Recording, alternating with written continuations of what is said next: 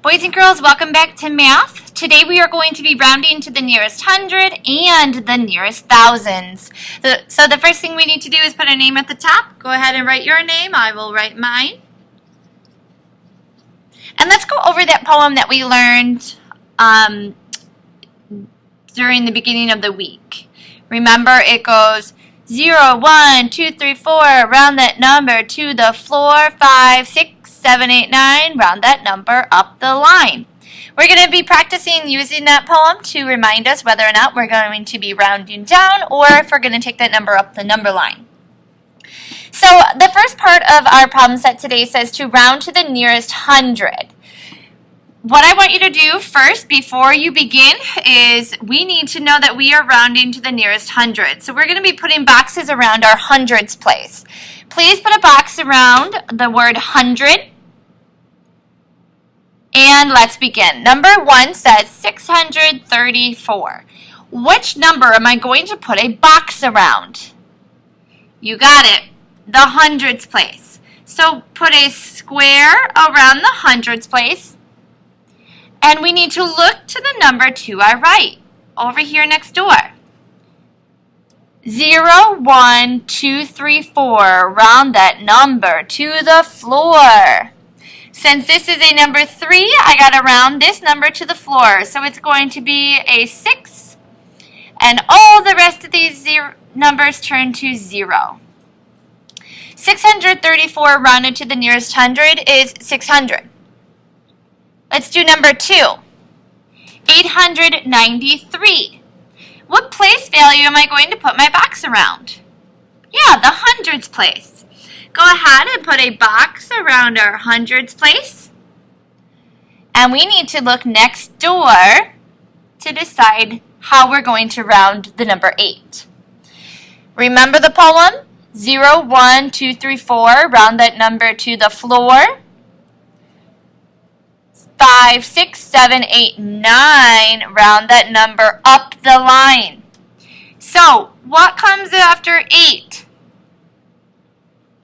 You got it, 9. And all the rest of the numbers turn to 0. So 893 is rounded up to 900. Number 3, we have a 4-digit number here. But we are still rounding to the nearest hundred. Which number in 2,671 is in the hundreds place? Right, the number 6. Put a square or a box around the number 6. We are going to look over here next door, and I have a 7. Is that going to round this number to the floor and keep it at 6? Or is it going to round up to the next number? Exactly. 5, 6, 7, 8, 9. Round that number to the sky. So we didn't do anything to our thousands place. Keep that the same. We are going to round our hundreds place up the number line. So I need to change that to a 7. And everything else becomes a 0. So 2,671 rounded to the nearest hundred is 2,700. Let's move on to the second part of our paper here. It says round to the nearest thousand. Now we're switching our places here. Put a box around the word thousand. We are going to be boxing our thousands place here. So for number 4, which number is in my thousands place? Ones, tens, hundreds, thousands. Put a box around the 4. 4 is in our thousands place. 4,582. I gotta look next door. Does 5 tell me to round to the floor or round up the number line? 5, 6, 7, 8, 9, round that number up the line. So number 4 in the thousands place is going to go up to 5, comma, everything else is going to turn to 0.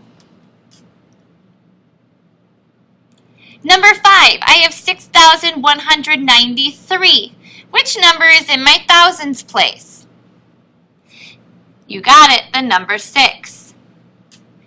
So we got to look next door now. Is the number 1 going to tell us to round to the floor or up the number line? Yeah, the floor. 0, 1, 2, 3, 4, round this number to the floor. So it's going to stay at the number 6. We're going to put our comma. And anything after the number that we boxed is going to become a 0. Our last one, number 6, says 2013. Which place value am I rounding to? You got it, the thousands place. Let's put a box around our thousands place, which is the number 2. And we're going to look next door. Is this number here going to tell us to round this number to the floor or up the number line? You got it. 0, 1, 2, 3, 4, round this number to the floor. So the 2 is going to stay on the floor at 2000. Everything after the number that we boxed is going to become a 0. So 2013 rounded to the nearest thousand is 2000.